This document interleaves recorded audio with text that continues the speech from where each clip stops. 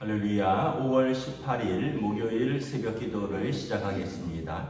사도신경으로 우리의 신앙을 고백하시겠습니다. 나는 전능하신 아버지 하나님 천지의 창조주를 믿습니다.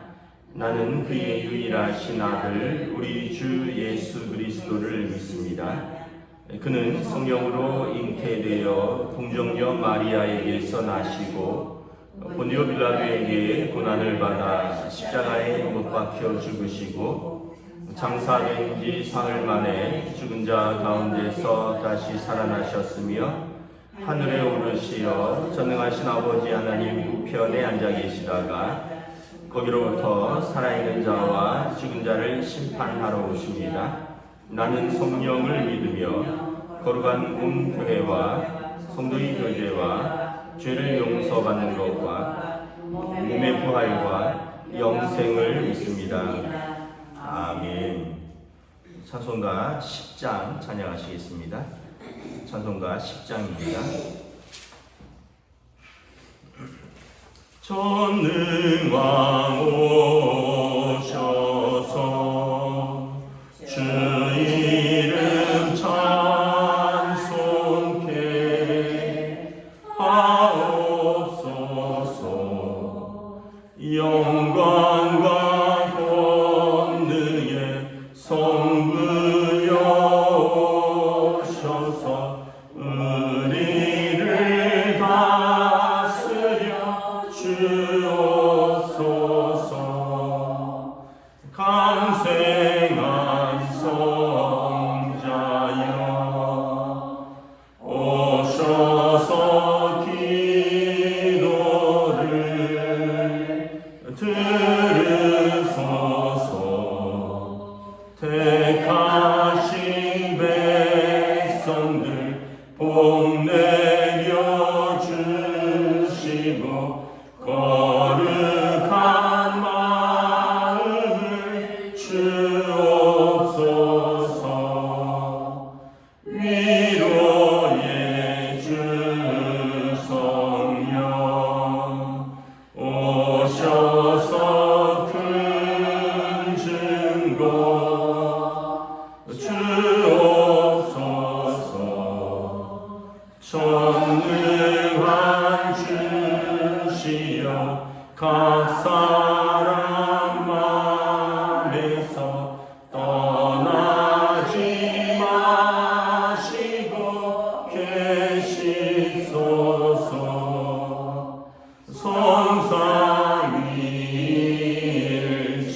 성삼위일체계 한없는 찬송을 드립니다. 존귀한 주님을 영광 중 배우고 영원히 모시게 하옵소서.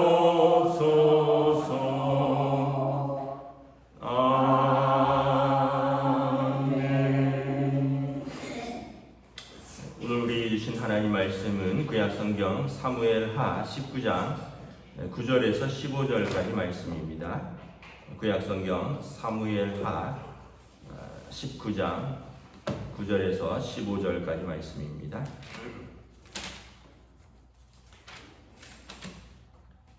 다 찾으신 줄 알고 저와 여러분들이 한 절씩 교독하도록 하겠습니다.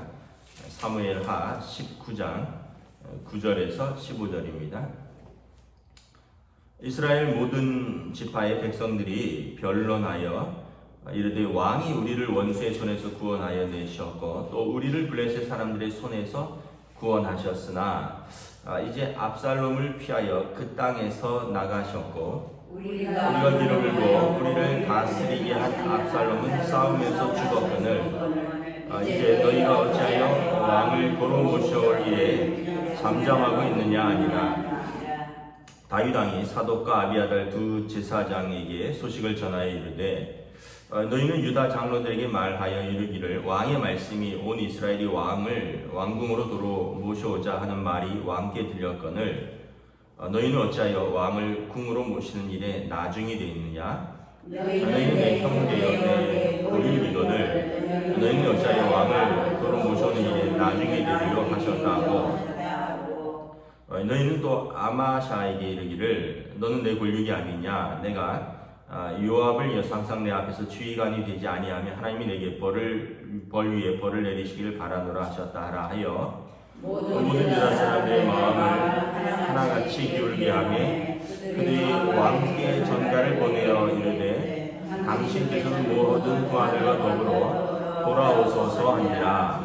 함께 있습니다. 왕이 돌아와 요단에 이르매 유다 족속이 왕을 맞아 요단을 건너가게 하려고 길갈로 오니라. 아멘.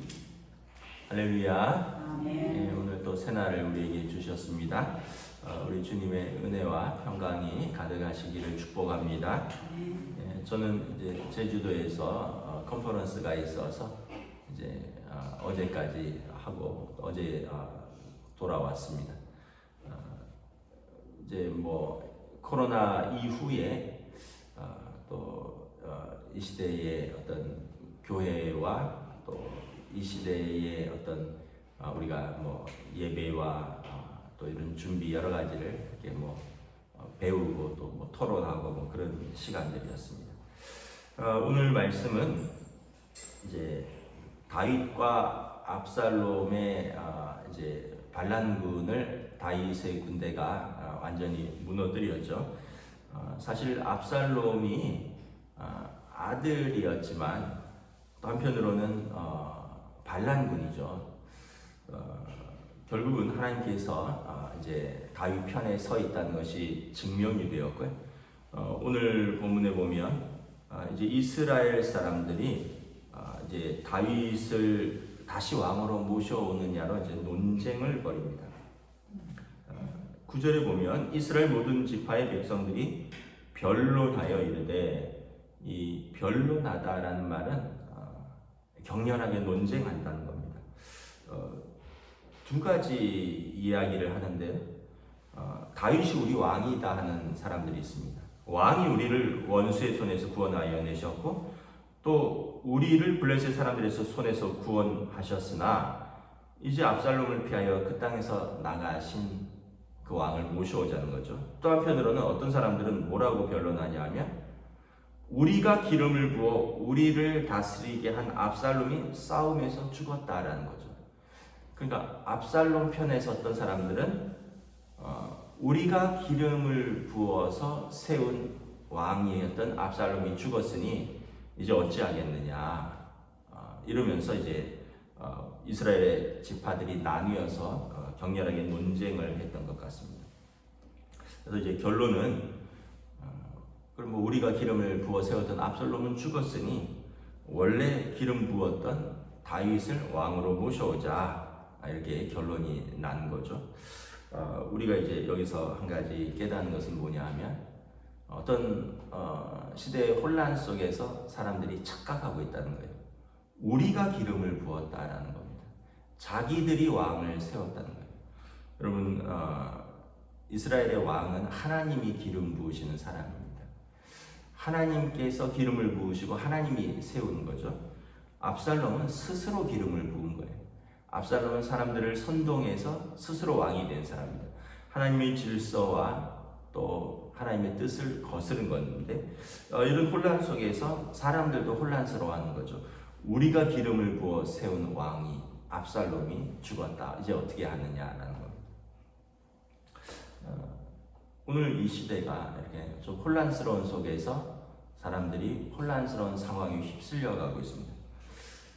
이번에 이제 저희가 이제 컨퍼런스를 하면서 뭐 다들 그렇죠. 이제 한국 교회의 고민, 코로나19 이후에 한국 교회의 고민들, 뭐 한국뿐만 아니라 이제 미국도 거의 뭐 동일한 고민들이고, 그런데 이제 뭐 여러 교수님들, 또 현장 목회자들, 또 뭐 담임 목사들이 또 모여서 함께하고 강의 듣고 또 질의응답하고 또 소그룹으로 모이고, 그런데 이제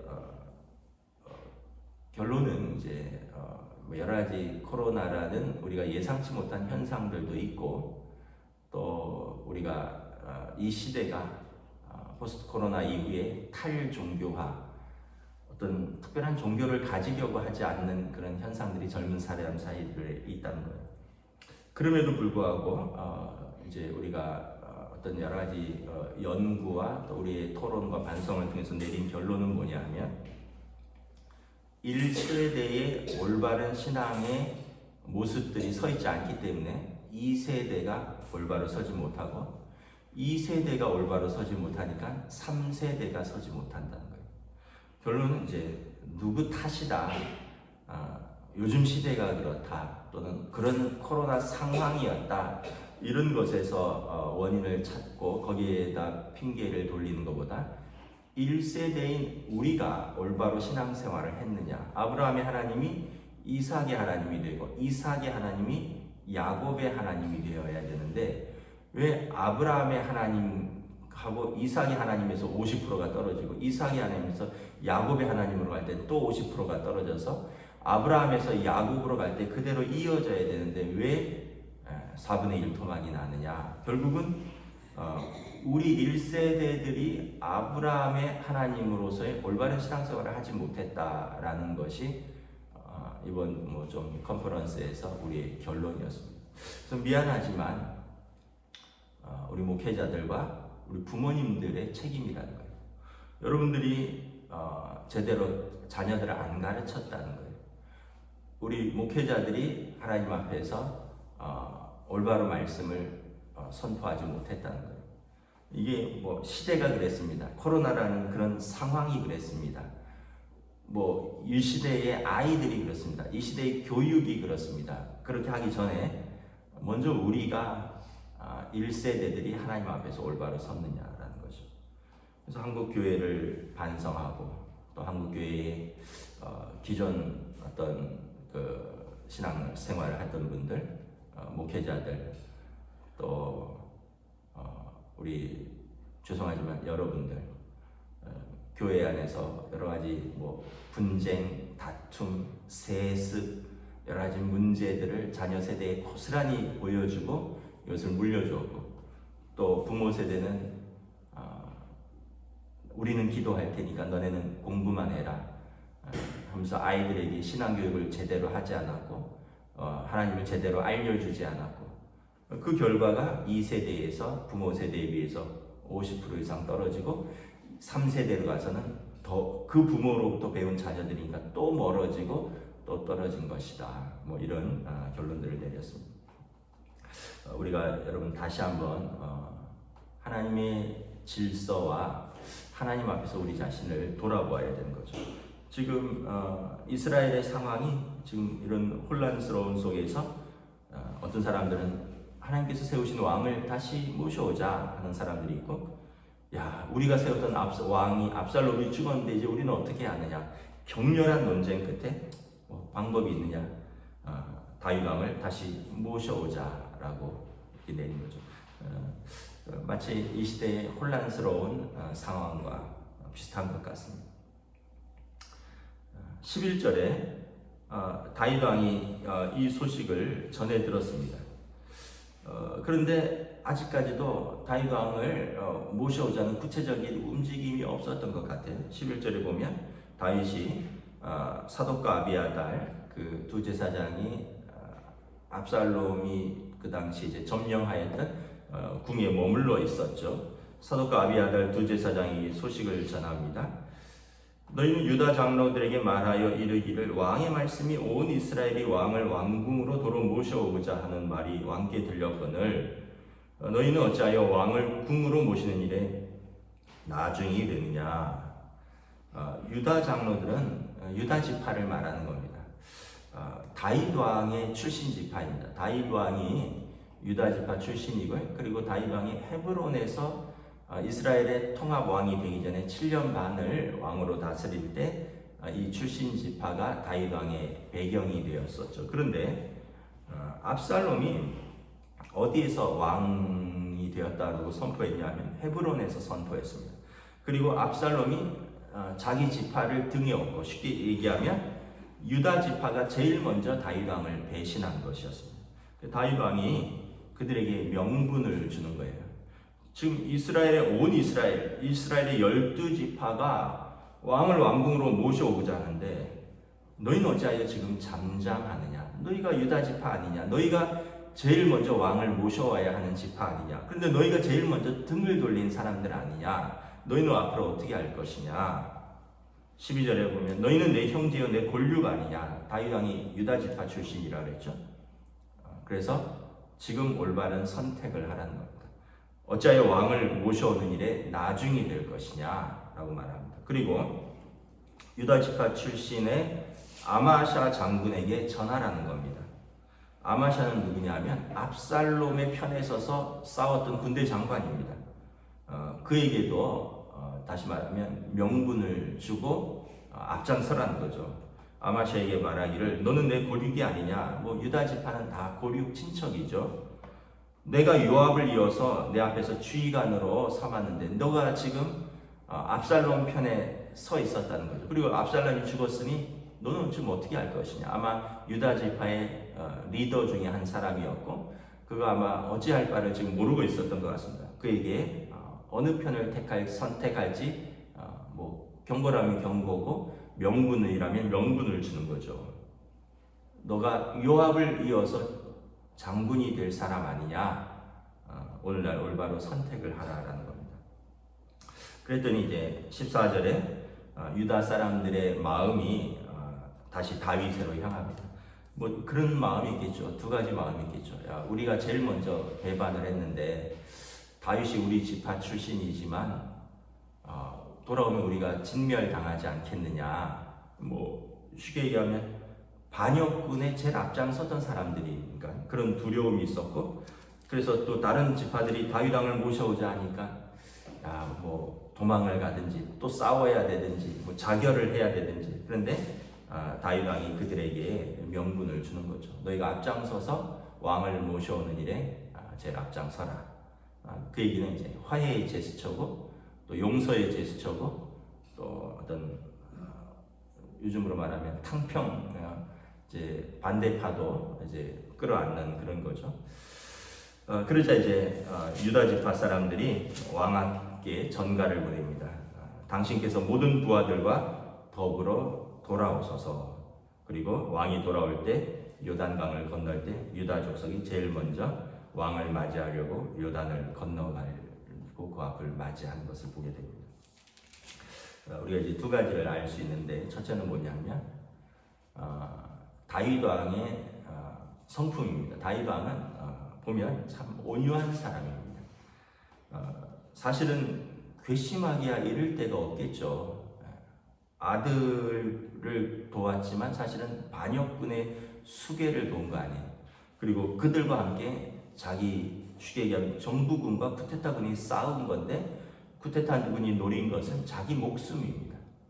그리고 수많은 군사들이 양쪽에서 죽었을 것입니다. 그런데 다윗 왕이 유다 지파에게 다시 돌아올 수 있는 명분을 주고 또 발람군의 괴수죠. 아마샤는 압살롬 앞에서 제일 앞장서서 싸웠던 사람들에게도 돌아올 명분을 주는 것이죠. 그러면서 보면 이제 조금 있으면 나오겠지만 다윗이 도망갈 때 시므이가 옛날 사울의 신하가 쫓아다니면서 침을 뱉고 뭐 발로 먼지를 날리면서 저주하였다 그랬잖아요. 그 시므이가 또 나와서 용서를 빕니다. 살려달라고. 다윗이 또 살려주고요. 나중에 보면 무비보셋이 또 나옵니다. 무비보셋은 또 알죠? 여러분 시바라는 종이 나와서 무비보셋은 예루살렘에 남아있고 내가 왕을 도우러 나왔나이다 뭐 이러면서 다윗 왕의 마음을 또 어지럽혔는데 무비보셋이 나와서 내가 이렇게 큰 장인인데 어찌 왕을 배신할 수 있겠느냐. 나는 여기에서 도망갈 수도 없었고 왕을 따라갈 수도 없었다. 또 다윗이 무비보셋을 품습니다.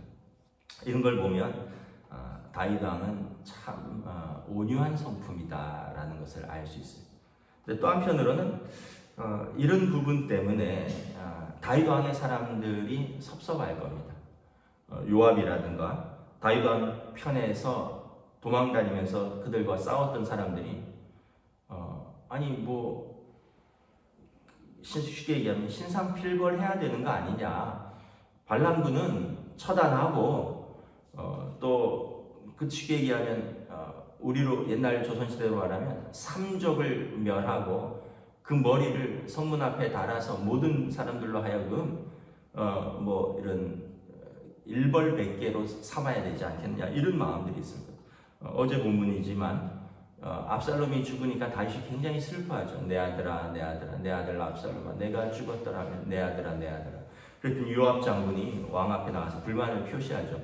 왕이 그렇게 슬퍼하면 왕을 위해서 싸웠던 사람들의 입장은 뭐가 됩니까? 그러면 우리가 죽고 압살롬이 살았으면 왕은 더 마음이 좋았겠습니까?